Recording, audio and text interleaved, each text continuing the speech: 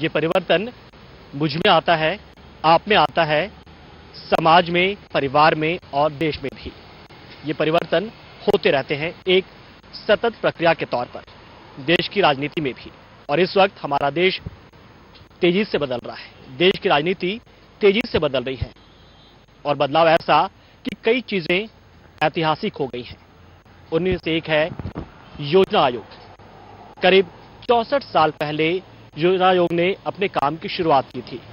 तत्कालीन प्रधानमंत्री जवाहरलाल नेहरू ने इसकी शुरुआत की थी और 1951 में पहली बार योजना आयोग ने पंचवर्षीय योजना की शुरुआत की थी।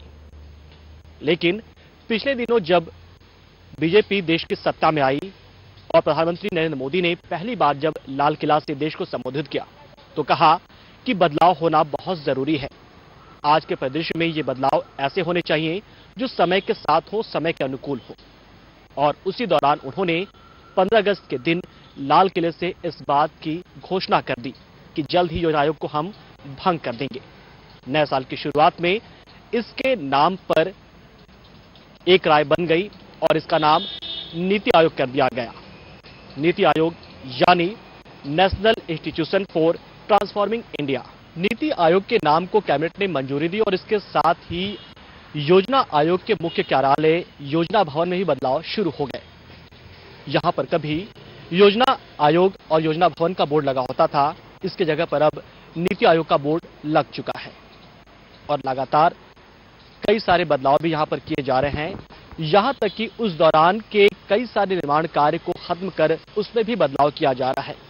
तस्वीरों में आप देख पाएंगे कि किस तरह से यहां पर निर्माण कार्य हो रहा है और ऐसा लग रहा है कि उस दौरान की सभी चीजों को खत्म कर दिया जाएगा, हटा दिया जाएगा, बदल दिया जाएगा। नीति आयोग के अध्यक्ष पहले की तरह प्रधानमंत्री होंगे और इस आयोग के उपाध्यक्ष के तौर पर एक नाम का चयन प्रधानमंत्री ही करेंगे। इसके साथ साथ इसमें एक गवर्निंग काउंसिल भी होगा जिसमें राज्यों के मुख्यमंत्री और यूनियन टेरिटरी के लेफ्टिनेंट गवर्नर भी शामिल होंगे। फिलहाल नीति आयोग का गठन हो चुका है। योजना आयोग अब इतिहास बन चुका है। योजना भवन में नीति आयोग का बोर्ड भी टंग चुका है। लेकिन एक पुराने गाने की तरह ही नाम ये बदल जाएगा, चेहरा ये बदल जाएगा, मेरी आवाज ही मेरी पहचान है।